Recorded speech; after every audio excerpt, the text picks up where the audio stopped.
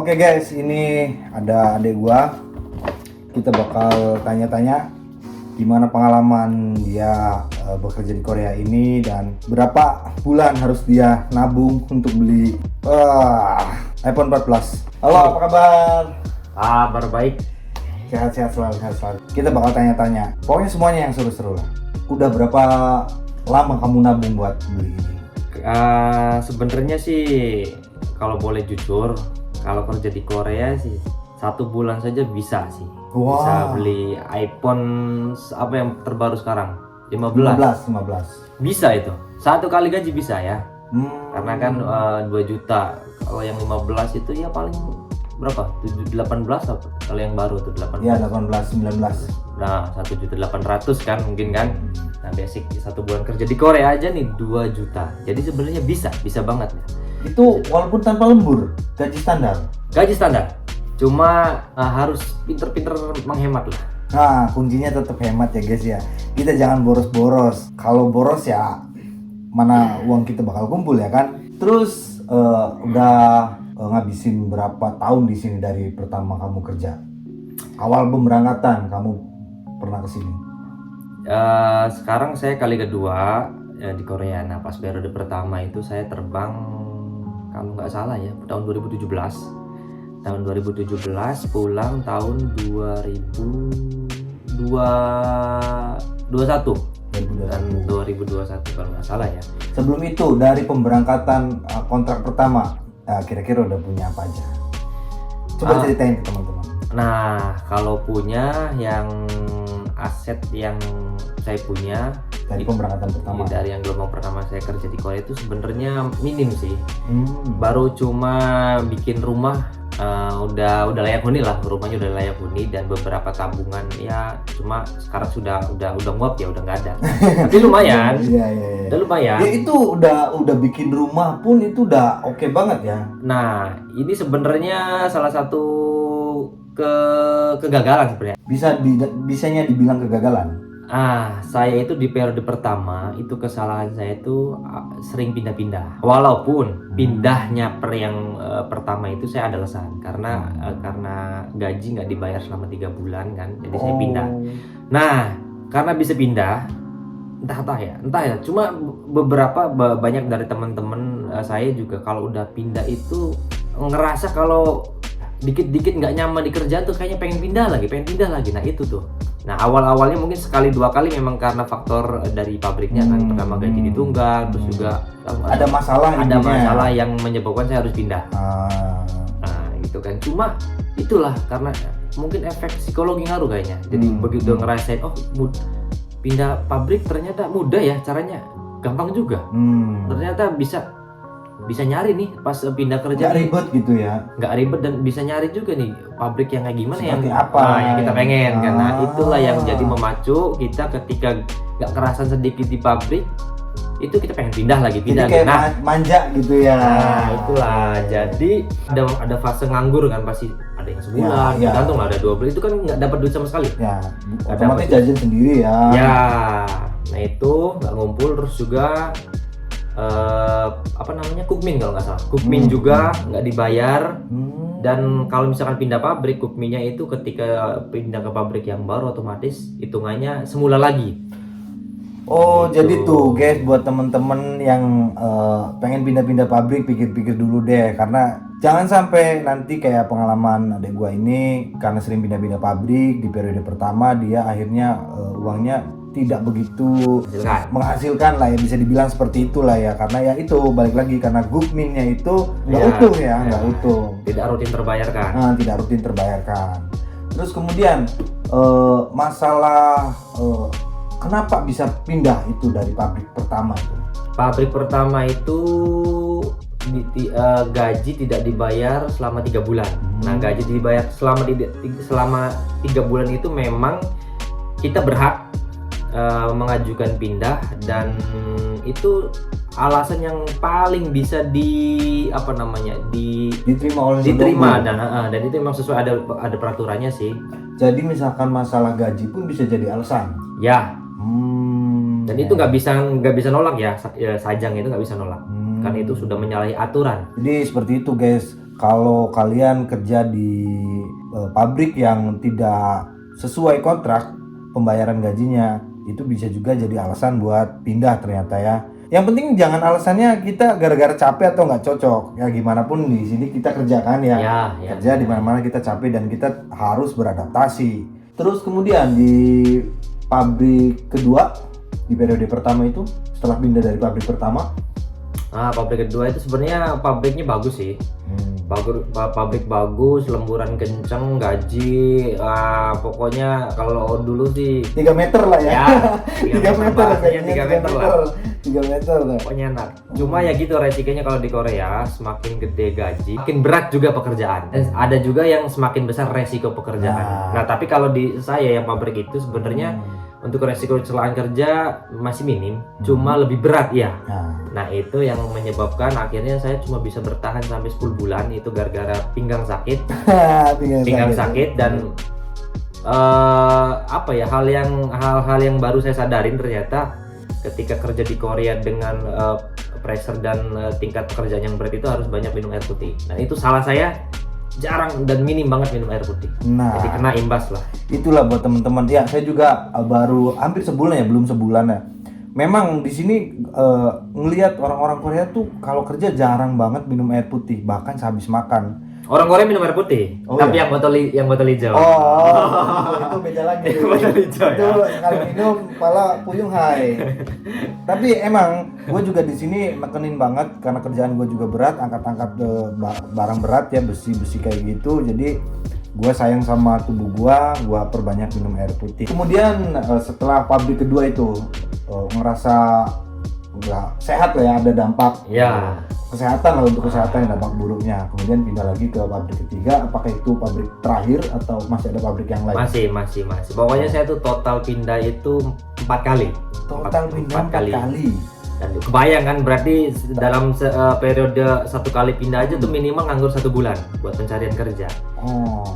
1 bulan otomatis nggak dapat gaji basic, apalagi misalkan kalau misalkan lemburan pasti nggak dapat lah.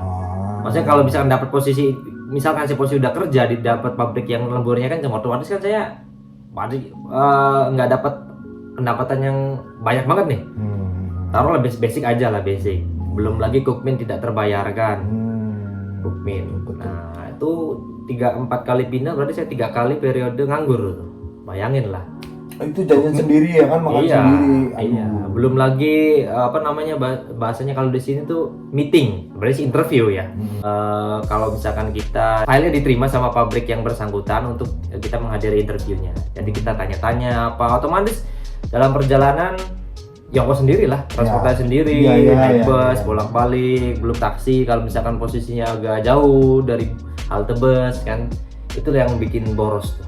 Dan adik saya ini dia memutuskan untuk berangkat kedua kalinya di tahun pas tes EPS Topik 2022 dia berangkat lagi, dan alhamdulillah kalau berangkat sih 2023 ya, 2023. kalau ujian 2022. Jadi dia tuh X cuman ikut reguler ya. Ikut reguler. Dia X kan, terus kemudian 2022 dia ikut ujian reguler, dan alhamdulillah 2023 berangkat selang 1 tahun. Ya itu namanya rezeki ya. Jadi buat teman-teman jangan suka ngeluh kapan saya dapat SLC, kemudian juga banyak roster yang masih numpuk. Ya rezeki itu udah ada yang ngatur, jadi kita nggak usah protes-protes, yang penting kita bersyukur. Cara beradaptasi, gue pengen tanya cara beradaptasi untuk pertama kali. Mungkin buat pemula-pemula, teman-teman yang akan berangkat bisa kasih sedikit-sedikit lah insight gitu. Saya coba ingat dulu periode pertama ya. Itu saya pertama kali datang dibekalin dari rumah itu makanan yang awet ya, maksudnya goreng-gorengannya, maksudnya bikin sendiri tapi yang awet, kayak misalkan tempe kering yang ada kacangnya itu kan. Nah, terus ada bawang goreng, terus ada siwang juga, ada Mustofa juga, kentang itu loh. Mustofa kentang yang diiris-iris terus digoreng kering. Kayak potato fries. Kayaknya sih. Iya, Mustofa nggak tahu lah pokoknya. Cuma ada Mustofa. Namanya Mustofa sama dengan kentang kalian berarti ya. Bang Mustofa, bukannya baunya menyamai ini sama kentang nih. Berarti ada kendala masalah pertama itu makanan. Ya, karena dipikir saya kan, wah makanan Korea kayaknya nggak bakal enak lah, makanya Oh, kepikiran iya. bawa makan sendiri kan. Jadi udah aware kalau makanan Korea nih kayaknya bakal nggak cocok nih. Ya gitu. benar, dan ternyata karena basic ya saya kan pemakan segala ya, omnivora ya. Pemakan segala, ternyata begitu dihidangkan di pabrik, enak juga ternyata. Oh. Ya walaupun tidak seenak masakan Nusantara. Indonesia, iya kan, karena kaya akan rempah. Nah, betul, karena kita harus bersyukur banget. Cuma enak tinggal di juga sih. Indonesia. Cuma enak juga. Ada yang enak, ada yang nggak enak. Untuk sebagian orang iya, tapi menurut saya yang udah terbiasa. sejauh ini Oh, sih yang saya coba sih ya enak lah. Tapi kan butuh waktu untuk beradaptasi kan. Ya terutama kimchi biasanya. Nah ya kimchi gue belum masuk tuh kimchi tuh. Kimchi sama nasi kayak makan rujak sama nasi, tahu nggak cowok? Gue sampai saat ini ya mungkin nanti bakal kebiasa. Tapi kalau ada gue udah kebiasa ya. Berarti masalah makanan. Kemudian kedua, biasanya suhu. Ini juga nih. Suhu. Benar-benar, ini benar banget. Suhu. Saya itu kebetulan pas periode pertama datang itu bulan April ya, udah pertengahan mau ke musim panas. Jadi dinginnya udah hilang, panas pun masih belum lah. Jadi masih sejuk lah. Iya, masih sejuk. Mungkin kayak apa ya, kayak di Bandung kayaknya. Oh. Kayak di Bandung. Tapi tubuh nih kayak agak demam-demam gitu nggak sih? Pas datang ke sini kayak ada nggak enak badan karena mencoba untuk tubuhnya ini menyesuaikan suhu di Korea ini. Kayak sakit-sakit gitu lah. Kalau pas saya datang sih enggak sih. Enggak. Alhamdulillah gitu ya. Enggak, karena itulah untuk pas banget musimnya pas saya Suhunya datang. masih ya agak kayak tropis-tropisan lah ya. Iya, makanya begitu besoknya disuruh kerja ya oke lah. Tancap. Nah, kalau gua malahan disuruh kerja hari pertama dijemput saja, hari kedua disuruh kerja gue nolak. Karena ya gue belum tahu, masih shock karena tempat kerjanya itu isinya orang Korea semua dan saya orang asing satu-satunya. Nah, untuk kamu sendiri waktu pertama kerja ada senior kah dari Indonesia atau semuanya orang Korea atau orang asingnya nggak ada orang Indonesia? Orang asing ada. Orang asing ada. Orang asing asing ada. ada. Itu orang Filipina kalau nggak salah. Tapi senior Indonesia ada? Senior Indonesia belum ada. Belum ada. Premier. Premier pas saya datang tuh premier. Berarti orang Indonesia satu-satunya di situ. Enggak satunya, untungnya datang berdua tuh sama orang Indramayu. Sama-sama orang Indramayu. Jadi ada satu kota orang Indonesia di Ya. situ sebagai pemula juga ya. Iya, untungnya jadi ya, sesama daerah juga sih untungnya kan. Jadi bisa saling beradaptasi dan Ya, saling membantu lah. komunikasinya juga enak gitu. Saling membantu ya. Nah, ini masalah komunikasi dengan orang Korea terkhususnya ya. Pas kerja pertama kali itu susahnya kayak apa sih? Susahnya kayak apa ya? Nggak susah sebenarnya, tapi banget. Kirain nggak susah tapi mudah, ternyata susah tapi banget. Susah banget berarti sama. Banget pokoknya apalagi biasanya kalau di pabrik-pabrik yang kelas home industry atau mungkin yang menengah ke bawah ya, itu biasanya isinya orang-orang tua. Nah, iya, Orang-orang tua itu biasanya dari pengucapannya aja, pelafalannya tuh ya, pelafalannya agak nggak jelas. Entah mungkin karena giginya ompong atau nggak gimana, nggak ngerti lah, orang tua kan tahu sendiri kan. Nah, terus ditambah lagi mereka kalau yang udah tua itu biasanya membawa dialek daerah. Nah, ini nih. Dialek daerah itu nggak bakal mau dibuka buku IPS ya. IPS. Mau dibuka IPS 1, IPS 2 sampai IPS 10 kayaknya mungkin kalau ada itu nggak bakal ketemu itu dialek daerah. Itu dia.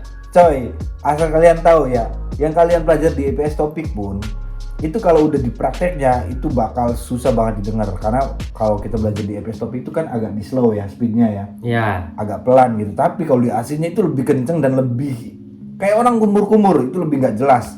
Itu juga jujur aja saya sampai saat ini belum bisa ngikutin banget apa yang diomongin dan saya masih mau layu dan nane. Dan kayak gitu nggak? Iya bener banget. Pokoknya kalau nggak dulu, pokoknya andalannya 4 pokoknya. 4 kata wajib yang harus bisa pokoknya. 4 kata wajib nih. Yang baru belajar juga pokoknya harus bisa yang 4 kata ini. Arayo ya, sama mulayo, sama opso atau iso. Opso isoyo. Itu. Jadi ada 4 kata wajib itu. Iya, maksudnya tadi kan ne anio kan. Ne anio itu kan udah Satu apa namanya, paket. jawaban kan Ya, jawaban kan. paket jawaban. Ne anio, terus arayo, molayo, Ayo. terus apa lagi tadi? Isoyo, Obsoyo. Nah, Betul. Itulah butuh adaptasi ya memang ya. ya, Tapi untuk selama periode pertama kamu kerja, terus bisa beradaptasi, terus bisa ngedengerin dan ngikutin orang-orang Korea ngomong itu berapa bulan atau berapa tahun? Itu kalau saya sendiri baru di tahun ketiga kayaknya. Tahun ketiga, coy. Tahun ketiga karena 3 tahun. karena di tahun pertama bener-bener blank dan kayaknya nggak apa ya, kayak udah masang tembok gitu sama orang Korea tuh, pokoknya enggak lah. Ini dari Tahun komunikasi pertama, ya? nah iya. Dari komunikasi Itu salah. sebenarnya salah ya, itu sebenarnya salah. Oh, salah Ya, ternyata. sebenarnya itu salah. Cuma ya wajar lah karena Canggung. takut juga, takut salah ngomong kan? Takut salah ngomong, benar. gue salah ngomong, terus terus juga takut saya ngomong apa ditangkapnya apa, orang Korea nggak paham. Jadi saya di tahun pertama bener-bener kayak kasih ada tembok lah, saya pasang tembok sendiri. Dan di tahun kedua itu sebenarnya pabrik saya yang kedua itu banyak orang Korea. Cuma gitulah pergaulannya, sering ngobrolnya sama orang Indonesia. Nah, sama orang Indonesia jadilah nggak terlatih. Cuma di akhir tahun kedua itu kebetulan daerah itu deket kursus. Nah, kursus jadi belajar lagi. Belajar lagi dan coba buku catatan yang dulu itu, buku-buku yang dulu tuh coba dibuka lagi, dibaca lagi. Ya untuk mengingat aja sih sebenarnya. Jadi emang perlu banget ya. Saya juga sebenarnya sama ada niatan untuk belajar lagi, cuman karena daerah kampung dan nggak ada tempat khusus bahasa Korea di sini, jadi gue sih lebih milih otodidak ya. Tapi beruntung kalau kamu ada deket tempat kursus, Ya, jadi ya. ikut kursus. Dan biasakan sedikit demi sedikit berani untuk berbicara sama orang Korea. Nah, itu dia. Saya masih belum berani. Soalnya pernah ngomong tapi sepenggal, tapi dianya melongo. Ini orang mau lanjutin nggak ngomong. Pernah ngomong tapi cuma sepenggal doang. Yang saya harap dari sepenggalan kata itu dia ngerti, malah dianya nggak ngerti malah. Wow, dia bilang gitu. Jadi gua nggak lanjutin.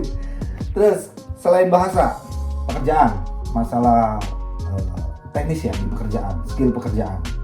Pekerjaan sebenarnya sih yang penting apa ya? Antusias sama inisiatif lah. Antusias sama inisiatif. Ingin belajar, ingin selalu belajar. Oh, jadi seperti itu, yang penting antusias dan inisiatifnya ada gitu. Nggak perlu skill banget juga karena memang visanya kita juga visa non skill kan ya. Non skill. S9 ya. Buat teman-teman yang belum pengalaman kerja nih, gue juga sama, belum pernah pengalaman kerja, nggak ada sama sekali di pabrik, tapi gue hajar aja dan gue ngikutin saran dari adik gue ini dan alhamdulillah sih sampai hampir sebulan ini ya bisa survive, nggak pernah diomelin di sipal-sikia kayak gitu. Pernah diomong kayak gitu? Wah banget, sering. Tapi yang di pabrik kedua yang parah ya tuh. Oke. Jadi kayaknya mungkin ya. Kayaknya di yang pabrik kedua itu mandor saya itu kayaknya kalau nggak teriak sipal-sikia kayaknya mungkin bakal migrain kayaknya. Oh, karena Bayangin kan? habitnya. Saking seringnya itu. Sering diteriakin, ay shibaloma, ay segia ya, segidel lah, kayak gitulah pokoknya. Tapi kata teman ada yang bilang gini, kalau tipikal Korea orang daerah bawah dan daerah atas itu berbeda. Ya. Kalau daerah bawah itu yang tepi-tepi laut itu temperamen. Ya. Kalau yang di atas mungkin agak kalem. Ya, agak soft. Benar nggak kayak gitu? Tahu saya sih, pengalaman saya sih memang iya sih. Kalau di daerah Daegu tuh, Gwangju saya juga dulu di pabrik pertama saya Gwangju ya, by the way. Gwangju itu daerah bawah, walaupun tidak bawah banget sih. Itu Gwangju orangnya agak lantang. Kalau ngomong itu agak lantang dan agak kasar juga ya, agak kasar. Cuma itu bukan marah. Karena memang logatnya kayak gitu. Ya, jadi habit. Sama kayak di Indonesia juga ya. Dan begitu saya sekarang di sini di pabrik agak atasan dikit, daerah Amsong, itu nggak terlalu sih orang Koreanya. Ngomong sekali-sekali tapi nadanya pelan. Iya, terus kayak contohnya misalkan lagi jalan, kan nanya jalan, itu kayak nadanya juga kayaknya nggak terlalu tinggi tuh. Orang Indonesia juga orang tipikal orang pantai itu keras-keras kayak orang-orang Pantura, terus kayak orang yang di pegunungan kayak orang Bandung itu ngomongnya kalem-kalem. Berarti di Korea juga sama ya? Ya. Ada pengaruhnya ternyata. Terima kasih buat kalian yang udah nonton sampai habis. Dan jangan lupa tekan tombol like dan subscribe channel Kim Jondol. Skuy!